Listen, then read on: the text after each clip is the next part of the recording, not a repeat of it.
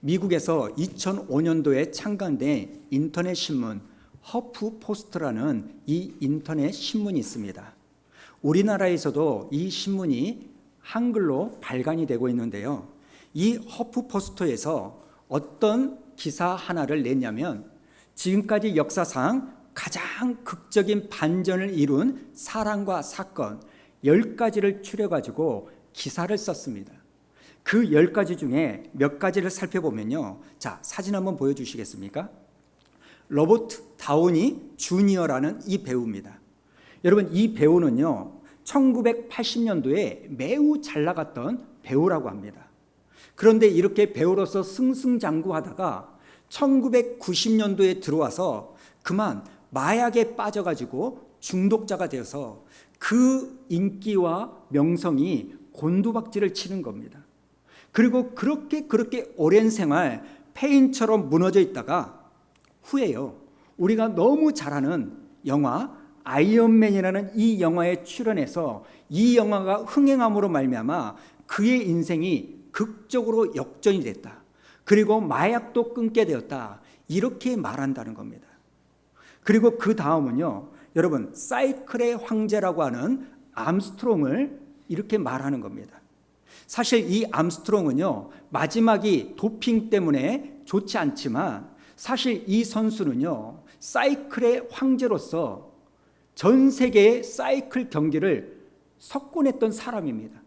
그런데 그렇게 승승장구하던 이 암스트롱이 그만 과암에 걸리고 뇌수술을 하게 됨으로 말미암아 모든 사람들이 이 사람은 선수로서의 생명이 끝났다 이렇게 말했는데 이 암스트롱이요 과암을 이기고 뇌수술을 이김으로 말미암아 다시 재기에 성공해가지고 수없이 많은 시합에 우승을 하고 그 우승 상금을요 암 환자들을 위하여 엄청나게 기부를 했다는 겁니다. 이어서 또 다른 극적인 반전을 이룬 사건은요 사람이 아니라 나라인데요. 아닙니다. 그 사진은 독일하고 일본이라는 나라입니다. 이 두 나라는요 세계 제2차 대전 패전국 아닙니까? 이 패전으로 말미암아 나라가 완전히 무너졌고 원자폭탄이 떨어졌는데 그래서 모두가 이 나라는 완전히 망했을 거다 그렇게 생각했는데 10년이 지나지 않아서 이 독일과 일본이요 세계 2위와 3위의 경제 대국이 되었다는 겁니다. 그런가 하면 조금 전에 그 사진 다시 한번 보여주시겠습니까? 누굽니까? 아브라함 링컨입니다. 사실 이 링컨은 어려서 부모님이 다 돌아가시고 그저 어머니가 물려준 성경책 한 권을 붙잡고 신앙생활을 했습니다. 그리고 초등학교 중퇴입니다. 학력은 독학입니다. 그리고 사업을 했는데 하는 것마다 안 되는 거예요. 망하는 겁니다. 그러다가 이 링컨이 미국 하원 의원에 출마를 하는데 떨어집니다. 그리고 이번에는 상원 의원에 출마를 하는데 두 번이나 상원 의원에 떨어졌다는 겁니다. 그리고 미국 부통령 후보에도 출마를 했는데 떨어지는 거예요. 그런데 마지막에 대통령 선거에 출마를 했더니 당선이 됐어요. 그래서 미국 16대 대통령이 되고 이후에 남북 전쟁에서 승리함으로 말미암아 그 인물이 위대한 인물이 되었다라는 극적인 반전을 이루었다. 기사를 말하는 겁니다. 완전히 개천에서 용이 났다는 이야기죠. 그런가 하면 마지막 반전 그림 한번 보여주시겠습니까? 여러분 누구시죠? 예수 그리스도라는 겁니다. 이 허프포스터라는 이 인터넷 신문사가 예수님이 죽으셨다가 다시 살아나신 이 부활 사건이 인류 역사상 가장 극적인 반전을 이루는 사건이라고 말한다는 겁니다. 여러분 사실 제가 조금 전에 말씀드렸던 로버트 다우니 주니어라는 이 이름은 여러분이 잘 모르실 거예요. 몰라도 상관없습니다. 왜냐하면 이 사람이나 암스트롱, 링컨은요 이 사람들은 나름대로 자기의 인생이 의미가 있고 여러분 그 이야기를 들으면 참 인간적으로 감동이 되는 그 이야기지만 사실 이 사람들은요 우리와 아무런 상관이 없습니다. 그러나 인류 역사상 가장 극적인 반전을 이루신 예수님의 부활 사건은 여러분과 저에게 엄청난 상관이 있다는 겁니다. 부활하신 이 예수님이 인류의 역사를요, AD와 BC의 분기점으로 나누셨을 뿐만 아니라 오고 오는 모든 사람에게 저와 여러분의 인생을 송두리째 바꾸는 사건을 일으키신 거 아닙니까? 여러분, 성경은요, 우리의 믿음 가운데 부활이 없다면 뭐라고 이야기합니까? 저와 여러분의 믿음도 헛것이요, 이 예배도 헛것이요, 헌금도 헛것이라고 말합니다. 자, 그렇다면 여러분, 이렇게 링컨이나 암스트롱과는 달리 예수님의 부활이 저와 여러분에게 엄청난 상관이 있다고 한다면 구체적으로 예수님의 부활은 어떤 상관이 있을까요? 먼저는요, 여러분, 예수님의 부활이 우리에게 어떤 상관이 있는지 아십니까? 예수님은 하나님의 아들이라는 것을 증명하심으로 우리의 죄를 용서해 주셨다는 겁니다. 로마서 1장 4절, 자, 우리 한번 읽어보도록 하겠습니다. 시작. 성결의 영으로는 죽은 자들 가운데서 부활하사 능력으로 하나님의 아들로 선포되셨으니 곧 우리 주 예수 그리스도니라.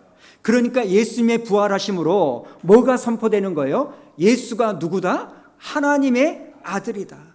사망이 예수를 죽이지 못했다는 겁니다. 여러분, 이 말은요, 예수님은 죄가 없으신데 죽으신 이유가 뭐냐? 바로 여러분과 나의 죄를 사하게 하여 대신 죽으셨다. 그리고 우리의 죄가 다 치러졌다. 이것을 말하는 겁니다.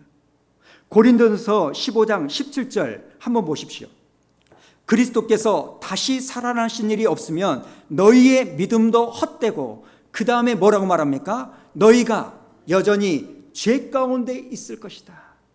여러분, 예수님이 죄의 권세를 이기시고 부활하셨기 때문에 우리가 죄 가운데 자유함을 누린 줄로 믿습니다.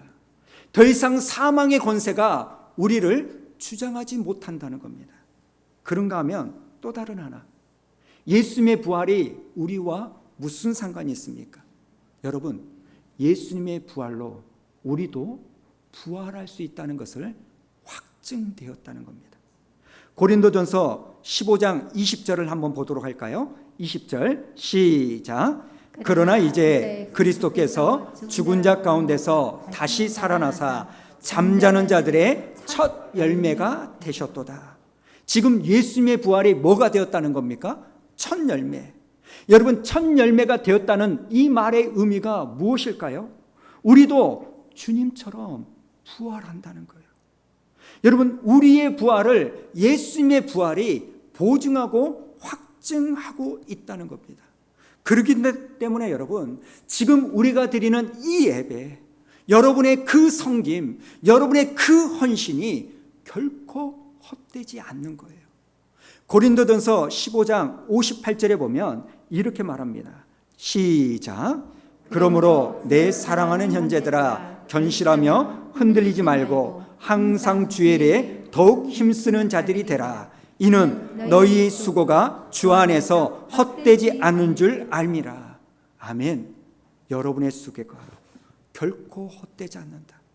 우리가 헛되지 않는다. 나의 헌신이, 나의 눈물이, 나의 섬김이 주 안에서 결코 헛되지 않는다. 왜요? 주님이 부활하셨기 때문에. 15장 19절에서도 그렇게 이야기합니다. 만일 그리스도 안에서 우리가 바라는 것이 다만 이 세상의 삶뿐이면 모든 사람 가운데 우리가 더욱 불쌍한 자라. 사랑하는 성도 여러분, 예수님의 부활은 저와 여러분의 부활을 확증하고 있는 줄로 믿습니다. 자, 그런데 여러분, 이렇게 두 가지, 예수님의 부활은 나의 죄를 사하셨고 나도 예수님처럼 부활한다라는 이 확증인데, 이 소식을 내가 믿고 듣고 알고는 있는데 문제는 뭡니까? 내가 살고 있는 이 현실 안에서 갭이 있는 거예요. 차이가 있는 겁니다. 오늘 본문 말씀을 봐도 그 내용이 나오는 겁니다. 오늘 말씀을 가만히 보면 세 명의 여인들이 예수님의 무덤을 찾아가죠. 그런데 왜 이 세 명의 여자들이 주님의 무덤을 찾아갑니까? 오늘 말씀 1절을 한번 읽어보도록 할까요? 1절 시작. 안식일이 지남에 막달라 마리아와 야고보의 어머니 마리아와 또 살로메가 가서 예수께 바르비하여 향품을 사다 두었다가. 여러분, 여기 1절에서요 중요한 게 뭔지 아십니까? 이 여자들의 숫자가 몇 명이냐, 이 여자들의 이름이 무엇이냐 별로 중요하지 않아요. 몰라도 괜찮습니다. 진짜 중요한 것은요, 이 세 명의 여자가 안식 후 첫날 부활의 아침에 왜 예수님의 무덤을 찾아갔는가, 이게 중요한 거예요. 여러분, 왜 이 세 명의 여인들이 예수님의 무덤을 찾아갔습니까? 예수님께 바를 향품을 준비해서 왔다는 거예요. 무슨 말일까요? 여러분, 이 세 명의 여자들에게 있어서 지금 예수님은 부활한 거예요? 부활하지 않는 거예요? 살아나신 거예요? 죽어 있는 거예요? 이 여자들에게 있어서는요, 예수님이 죽어 있는 거예요. 그러니까 향품을 바르려고 가지고 찾아간 거 아닙니까? 여러분, 지금 이 여자들은요, 예수님이 살아생전에 내가 십자가에 죽었다가 3일 만에 부활하리라, 이 말씀을 기억하고, 아, 오늘이 그날이지, 오늘 부활하신 그 주님을 만나러 가자, 그러면서 여기를 찾아간 게 아니라는 거예요. 이 여자들은 그냥 3일이 지나니까 예수님의 시신의 발을 향품을 사두었으니까 그것을 바르려고 찾아간 겁니다. 그런데 여러분, 이 여자들이 예수님의 시신에 향품을 바르려고 찾아가는데 문제가 가고 있는 거예요. 누군가는 예수님의 무덤을 막고 있는 이 돌문을 치워줘야 되는 거예요. 이 여인들의 힘으로는요, 도저히 그 돌문을 옮길 수가 없는 겁니다. 그래서 오늘 이 여인들이요, 향품을 가지고 주님의 무덤을 찾아갈 때 이렇게 고민을 합니다. 3절을 우리 한번 읽어보도록 할까요? 시작. 서로 말하되 누가 우리를 위하여 무덤의 문에서 돌을 굴려주리요 하더니. 지금 이 여자들이요, 뭐라고 탄식을 합니까? 누가 우리를 위하여 이 돌을 굴려주리요 하고 걱정하고 있는 거예요. 근심하고 있는 거예요. 언제 이런 근심을 해요? 우리 주님이 부활하신 이 아침에. 돌문은 벌써 굴러 떨어져 있는데 여전히 이 여인들은 고민하고 걱정하고 있는 겁니다. 어쩌면 오늘 이 자리에 앉아 계신 성도님들 중에서도 몸은 오늘이 주일이니까 교회에 앉아 있는데, 몸은 온라인으로 예배의 자리에 나와 있는데, 오늘 이 세 여인들처럼 몸은 여기에 와 있지만 이 마음이 딴 데에 가 있는 분이 있을 수 있다는 겁니다. 누가 이 돌을 굴려주리요? 누가 내 문제를 해결해 주리요? 언제쯤이나 이 문제가 풀려지리요? 여전히 고민하고, 여전히 근심하고, 여전히 낙심하고, 여전히 내 마음이 눌린 채 이 여자들처럼 부활의 아침을 맞는단 말입니다. 오늘 주님이 다시 살아나신 그 역사적인 날에 여전히 나는 고민을 가지고 내 얼굴이 시커멓게 죽어 있는 겁니다. 여러분, 사실 이 여인들의 고민은 엄살이 아닙니다. 진짜예요. 지금 이 여자들은요, 고민할 만한 것을 가지고 고민하는 거예요. 무슨 말이냐면, 우리가 마태복음에 보면 예수님을 십자가에 못 박은 다음에 종교 지도자들, 대제사장들, 바리새인들이 빌라도 총독에게 뭘 요구합니까? 우리가 들어보니까 이 예수가 십자가에 못 박히기 전에 다시 살아난다라고 말을 하고 돌아다녔다고 하는데, 혹시 나중에 제자들이 혹세무민할까 봐, 그러니까 빌라도 총독 당신이 이 예수의 시체를 지켜달라 이렇게 요구하니까 빌라도가 뭐라고 말합니까? 왜 내가 해야 되냐? 너희들도 군병이 있지 않느냐? 너희들이 지켜라. 그렇게 말을 합니다. 그래서 이 종교 지도자들이 예수를 무덤에 안치한 다음에 경비병들을 세워가지고 그 무덤을 지키는 거 아닙니까? 그리고 고고학자들에 의하면 지금 예수님의 무덤을 막고 있는 이 돌문의 무게가요, 무려 2톤 가까이 무거운 그 엄청난 돌이라는 겁니다. 그러니까 이 여인들의 고민, 누가 이 돌을 굴려주리요? 여러분, 이건 엄살이 아니에요. 진짜입니다. 우리는 알아요. 내가 죄사함을 받은 것도 알고 나중에 예수님이 부활하신 것처럼 나도 부활한 것을 압니다. 그런데 현실을 보면 여전히 내 안에 아픔이 있는 거예요. 문제가 있는 거예요. 남이 알 수 없는 나만이 아는 그 눈물, 어려움이 있는 겁니다. 그래서 우리는 탄식을 해요. 누가 이 돌을 굴려주리요? 그 돌이, 그 무거운 돌이 내 마음을 누르고 있는 그런 분들이 계시다는 겁니다. 그게 치명적인 건강의 문제일 수도 있고, 그게 물질의 어려움일 수도 있고, 그게 안타깝게도 믿음을 떠난 자녀들의 문제일 수도 있고, 이 돌덩이 같은 이 무거운 것들이 내 가슴을 짓눌러 가지고 내 숨을 턱턱 막히게 하는 그런 일들이 있다는 겁니다. 그런데 여러분, 오늘 말씀해 보니까 이 돌덩어리들이 어떻게 됐어요? 다른 복음서에 보면 지진이 일어나고 천사가 내려와서 이 돌을 굴려버렸다는 겁니다. 무슨 말입니까? 예수님의 부활의 능력이 그 돌덩어리를 굴려버린 거 아닙니까? 사랑하는 성도 여러분, 부활이란 예수님이 그저 죽으셨다가 장사 지낸 바 되었다가 3일 만에 다시 살아난 것을 부활이라고 말하지 않습니다. 진짜 부활은요, 내 숨통을 조이고 있는, 내 힘으로는 도저히 감당할 수 없는, 누가 이 돌을 굴려주리요?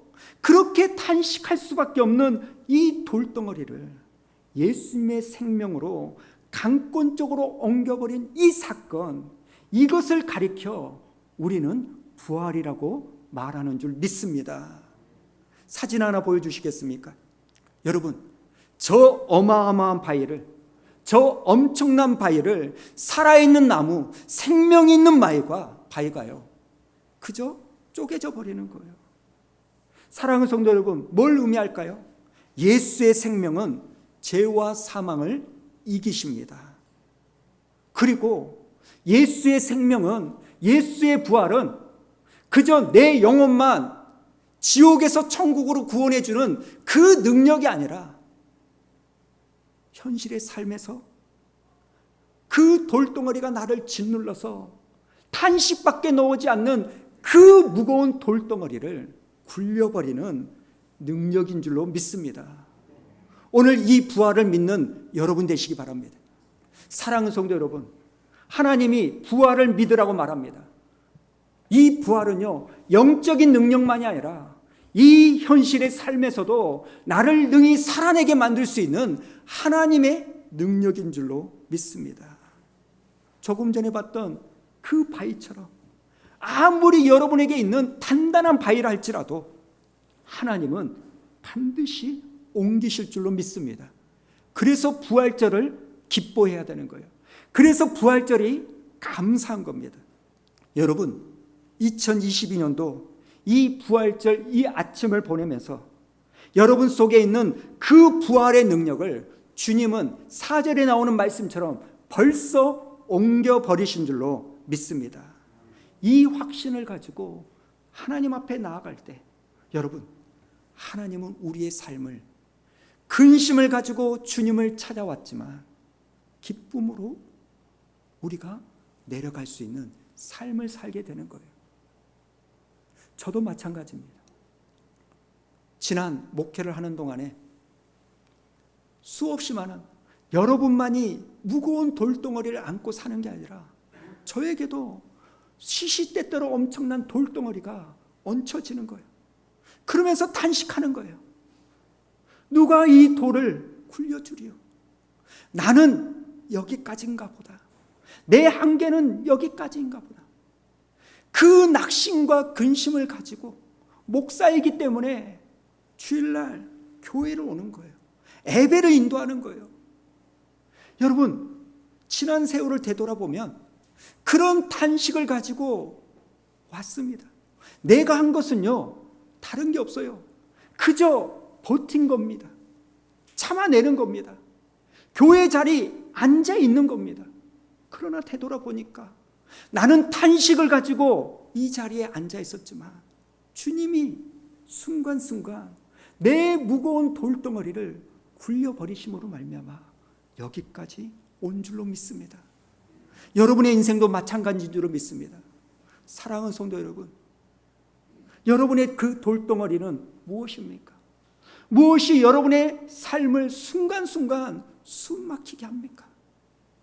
내가 분명히 하나님을 믿기는 믿는데 왜 내 삶은 이 돌덩어리가 얹혀 있는가?